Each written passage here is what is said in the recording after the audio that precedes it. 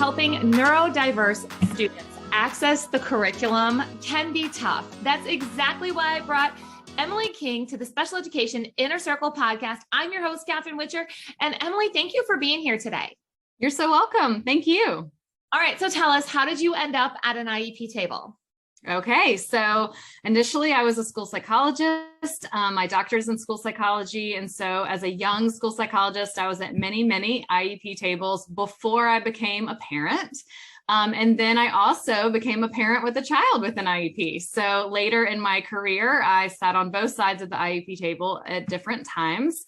And then currently in private practice, I work with families and also consult with teachers on clinically coming up with like the best idea, and then knowing that that has to be seen through a lens of the school and the IEP table, and how we can translate that into everyday practice. And that's such a cool perspective of having, the school perspective and then knowing what the school can and cannot do, because it is a limited system. I mean, it's never going to be the end all and be all. Right. And also it can be a confusing system to navigate. So just knowing that perspective is so good. In fact, we're going to talk about an acronym. We talk about alphabet soup all the time here, and all the different things, all the different trainings, all the different strategies. And you're trained in a strategy that, quite honestly, I wasn't familiar with until I was dropped into a classroom as a new teacher, and the parents were told they were going to get a certain style of teaching. And that was not the style I was trained in, nor was I told that was what the parents were told. So talk about conflict, right? So let's get on the same page here with one of the trainings that you have, and that's floor time, but explain the whole acronym and what it is. Yeah. So you may have heard the word floor time. You may have heard it talked about as DIR/floor time. So what the DIR means, D standing for development, I standing for individual differences, and R standing for relationships. So floor time was developed way back in the 70s, actually. And it's really hard to study floor time because it's more of an art and more of a relationship. And so there's not as much data around the progress of floor time. And that's why often ABA treatments will get more attention, because there's tons of data on ABA. And so it is harder to study floor time, and it should be, because it is like a dance in the playroom with a child. So Dr. Stanley Greenspan and Dr. Serena Wieder are the two individuals who created floor time. And Dr. Greenspan has since passed away, but Dr. Serena Wieder developed the Perfectum Foundation, which is where my training came from. And there are also a couple of other ways to get trained in floor time. Floor time is not one specific therapy. It's a framework. So you could be an occupational therapist that, quote unquote, does floor time. You can be a speech language pathologist. I use floor time in my work with anxious children who are extremely rigid in their play because they're so anxious, and often they're very demanding and they need to do something in a certain way. So I use floor time in the playroom in my therapy practice to help kids get more flexible, to help them present as less oppositional, but what's really happening is they're getting more flexible and entertaining that play is a back and forth and a socially reciprocal interaction. And so often how this would look in a classroom is a teacher could use some DIR floor time principles in gaining engagement and access to that child through a relationship. And then once the relationship is established, taking into account the individual differences, which are going to be things that we might talk about like quirks. So things that are, attention spans, or things that are special interests, or perhaps there is a tic disorder or something that also might be individualized to that child that may get in the way of that learning that you're doing. And then, of course, thinking about their development, a little bit more of a fluid approach than these developmental milestones, or this child's in second grade, so they should be working on these standards. We have to think about, yes, they might be able to read at a second grade level, but how much are they comprehending? So we're talking about all the asynchronous development that we often see in neurodivergent populations. And that's why I love the framework of DIR, because every single child, as we know, is very different. Every teacher already knows that.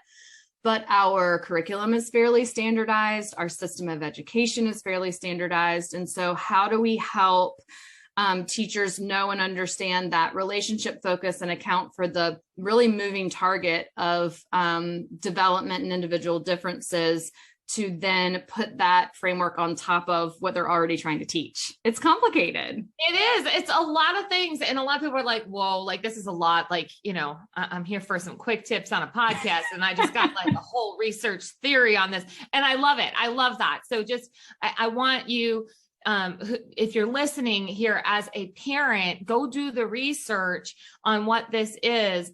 So if you do bring it to your team, and if you are a teacher who's hearing this and you're like, oh, this might be something that I could be interested in. And again, I love that you called it principles and that it can be implemented in different ways.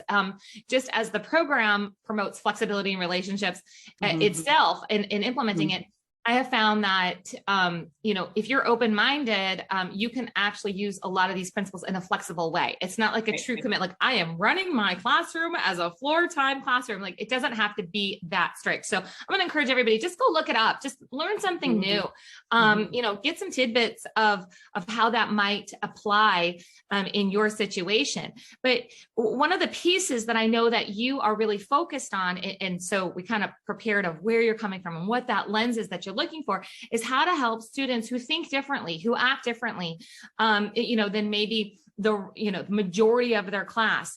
And I don't, it's not general education as in typical students. Everybody has their own things, but some of our things are bigger than other students' things. And accessing the curriculum is a big deal. And a lot of times those things are preventing a child from accessing the curriculum.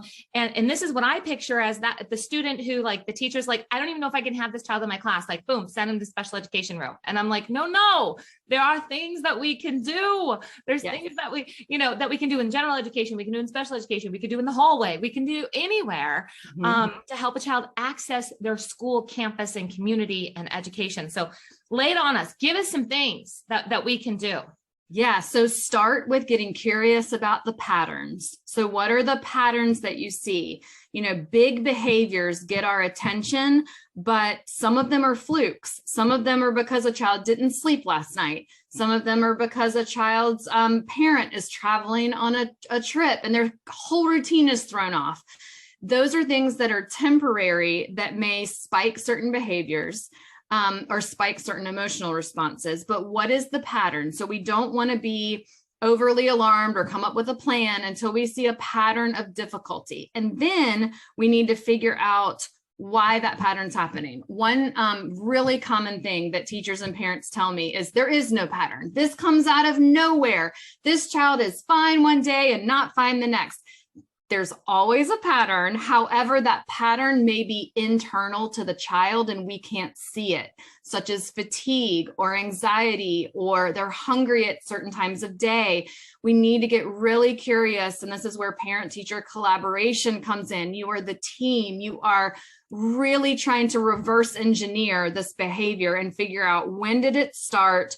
How is this pattern happening? And this is, of course, what a functional behavior assessment is all about. And when it's used in the best way it can be used, we can get to the bottom of, okay, this is happening. Often it's happening because of anxiety of some kind. We start with the behavior, but as if anyone's read any from Dr. Mona Delahook, she talks about in her Beyond Behaviors book of it, that's the tip of the iceberg. We have to get curious about what are all the things underneath. So get curious about the pattern. Once we figure out the pattern, we can start getting ahead in terms of preventing some of the things that are happening with some support or some little tweaks. This is also where talking with the parent can be helpful, because I always want to know what is working. What's the pattern of the problematic behavior? And then what is working? Because what is working is what the student is capable of, and there's some strengths in there somewhere. Then we need to merge the strengths with perhaps a weak something that's happening. Maybe it's something that needs to be scaffolded, or we need a strategy to be put in place to help prevent some of these problematic behaviors we see. So we could probably go into talking about a few examples, but what does that bring up for you? Yeah, go for it. Go for it. Just tell us. So let's talk about School refusal. Let's pick school refusal. Yeah, like the child is so anxious, they can't get out of the car. They're struggling with the transition between their homeschool family and their school, their home family and their school family. So how can we help a child trust and bridge that transition? So a traditional approach would be we rip off the Band-Aid, we scoop up the child and we get them into the school building and they kind of cry it out and they're over it and they move on in 10, 15 minutes. So that is sometimes okay if the child is really resilient and they only do that for one day. So once it becomes a pattern, we don't want to repeatedly be causing an anxiety spike. Something could be nurtured and supported better.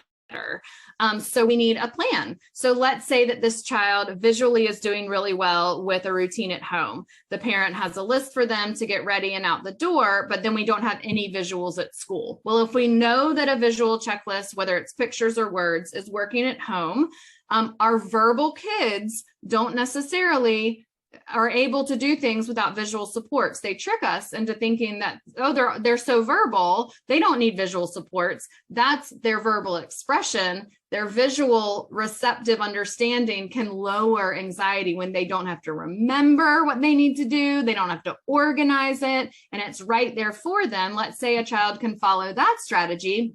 Okay, let's mirror that strategy at school. Let's also maybe have some distraction items. So if this child is social and wants to be a helper, or even if they're not super social, but they do like to help other kids, let's give them a helping job that distracts them from the anxiety spike they feel going from the car into the classroom.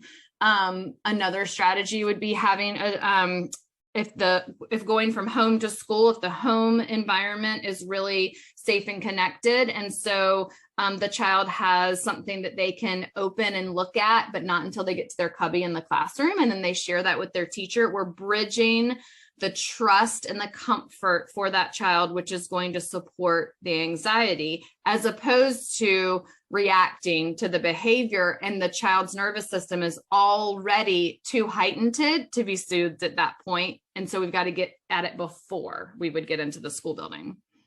So what is your suggestion for, a situation that already feels chaotic, right? Mm-hmm. Like we're already like, oops, this is already a pattern. Like should have had this podcast, 6 months ago kind of thing. Like there's a lot of people that are going to listen to it and go, well, that's great, but I'm already in crisis. Mm-hmm. What is your strategy of where to start when you're already kind of down the road of it being a pattern? Yep. So if we're already down the road of it being a pattern, we need to slow down and reestablish the relationship. So no learning can really happen because kids are feeling they could be feeling threatened. They could be feeling in danger. They could be feeling, and when I say in danger, I don't mean like they're truly in danger. I mean, their brains are telling them that this is a stressful environment.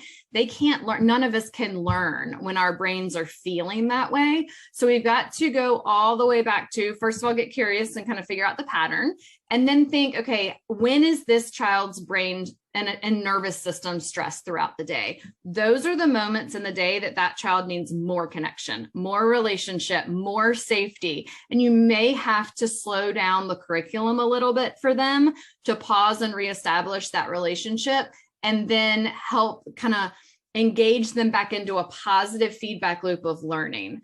Learning is dysregulating. We are asked to do something that's hard for us, and we have to trust the relationship we're in to take a risk. All learning is taking a risk. And every person that identifies with being a perfectionist has some memory of getting called on in class and they weren't prepared, because in their mind, they had to do it perfectly. And that anxiety of taking that risk made them freeze. So that's another type of dynamic where sometimes a student might have an externalizing behavior, but maybe internally kind of frozen, or we can't get the student to do anything. So I'll hear often a student is refusing, a student won't work. So we got to get curious about why. Is there a internal panic feeling happening, and they are going blank? They don't feel like they have the skills to do it. We just need to keep peeling the layers of demand back until the student feels capable We ease that anxiety, we strengthen that relationship, and then we start adding back on the challenges as the student is ready to handle that emotionally. All right, so let's talk one last big strategy here. As a family and a teacher are preparing to start a relationship, they're preparing for a new school year, or maybe, maybe a placement didn't work out, so a child needs to go to a new placement. We have fresh starts all the time. It's not just the beginning of the school year, especially in special education. There's new beginnings all the time. What are your top, couple of strategies or action steps that you should take when you're starting new? Right. So let's start with the most traditional form of that, which would just be back to school in August. We want to make sure that our child's team and teachers want to make sure that their child's family, we know each other well. I'm sure that everyone listening to this is pretty familiar with just making sure their teacher has kind of a cheat sheet on how to get to know their child best. The IEP is a really long document. It doesn't necessarily have up-to-date information on a child's interests, because that may have changed since you had the IEP meeting. So what is fresh in that child's world that's going to kind of hook in their engagement? That is the basis for these relationship builders at the beginning of the year. And so how can we let kids know that parents and teachers, we're on the same team? You can know that your teacher already knows about this thing and that thing. So when you talk about it or you show him or her this, they're going to know what you're talking about. And that can help kind of jumpstart that connection. So all of the social work of that connection isn't on a child going in cold at the beginning of the year, and isn't solely on the teacher either when she's got 25 of these relationships to make, right? So let's also say we've got a mid-year change. Usually something has happened for us to change mid-year. We have figured out that the current plan is not working, and we have made a decision as a team or as a family to move to a different situation. One thing we do have to keep in mind is the child's perception of that, to help them understand that this was not necessarily the best fit for you. It doesn't mean anyone has failed or not succeeded. Or I always talk about fit with kids, that school or that classroom was overwhelming. Or we can think about from the child's perspective, what did not feel good about that educational experience. And we want to start there by saying, you're right, that was a loud environment, or that was a lot of transition. So we've made a decision to make school better for you, and this is the new plan. So we're helping make that transition relevant to them. And then we hope, as we've introduced this to kids, that the new staff, that what we're saying is going to be true. We hope that we've made the best decisions we can for our kids that need to transition to maybe more supportive or more therapeutic environments. And you can let kids know that because they don't always know that people are working behind the scenes for them, especially when they're younger. And so they can have a lot of fear about, well, we're changing schools, we're doing all this big stuff, and is it just going to be the same? We might need to work with them on social stories and visuals and visiting a school and taking pictures and helping them process the space and the building and the schedule and the community before we add people into the mix. So that's my number one strategy for transition of a new place. How does your child or your student process information best? Some need video, some need pictures, some need to actually walk the hallways on a schedule. And then how can we layer in their interests? Like, are they just a whiz at time and calendars? Then let's use time and calendars to help them understand the schedule. Do they have a specific interest that we can set up in terms of engaging them in this new environment that'll make their anxiety go down? So however we can match the weaknesses to scaffold with the strengths that they have is how we want to kind of mesh those two things together to create the best plan for them. I love that. It's fantastic action steps. I think, I want everybody who's listening to know, like, you're not alone if you're going through this struggle of figuring this out. Like, Emily does this full time, guys, like with a full caseload. Yeah. With a full caseload. I mean, this is not something that why is this happening with, to me and nobody else understands kind of thing, whether you're a teacher who's going through the, this kind of struggle, a parent is going through the struggle, like there are people around who get it. I do want to encourage you that if you don't have a community, please reach out to us directly. hello@masteriepcoach.com. We can help you get connected. We're going to have links for Emily so you can get connected there. If you found yourself nodding your head to this, like, yep, and I need to do that, and I need to do that, please leave a review. A 5-star review does a ton to help this information get out to more parents, more teachers. Leaving a comment, doing those things, it makes a difference. And that's the best way that you can support the Special Education Inner Circle podcast, is just by engaging and leaving a review. Emily, one last tip. Let's give everybody a bit of encouragement as we are in this pure exhaustion from years and years and years of, right now it feels like, right? Well, it has been many years of just transitioning and newness and new rules and new things that are happening. Everybody's tired. Do you have some words of motivation for our parents, our teachers, on just what they can do next? Right. So I know all the teachers listening, I know that you feel like you need a counseling degree and a law degree to be a teacher right now. I get that. There's some really unfair things happening, and how the kind of the big picture structure of teachers' lives right now. So I hear you, I see you. You may feel like you're the only person in your building who is maybe thinking about things from a relationship perspective, but you are not the only one. There's probably at least one of you in every school out there. And so I talk to you all the time, and I know that there's a growing passion for wanting to connect with students and understanding that the connection and the relationship lowers anxiety, lowers these difficult behaviors that we see in our students, and brightens their access for learning. I want you to remember why you're a teacher. I know that there's a lot of things that you're doing that are not rooted in that why of being a teacher that have been very distracting, I know, over the last couple of years, but keep coming back to that spark. Many teachers I talk to will say it's that moment that you see it in a child's face when the skill clicks with them and they look at you like they're so grateful that you just taught them how to do that, and they feel that internal gratification of doing the thing for the first time. So what is your why? That often will be why we get up in the morning, despite some of the noise of all the things and all the paperwork and all the stuff that we have to do. And I'm paraphrasing this, but I'll just leave you with the Maya Angelou quote, that is that people will not necessarily remember what you said, but they will remember how you made them feel. And I think that that's very true of all the teachers, and all the teachers we remember having. We don't remember what they said to us, but we absolutely remember our favorites and the ones that made us feel safe and feel supported, so that we could take that risk to learn something new. Absolutely. On that note, everyone, thank you for being here today, and we'll see you next time on the Special Education Inner Circle podcast. Thanks, Emily, for having me.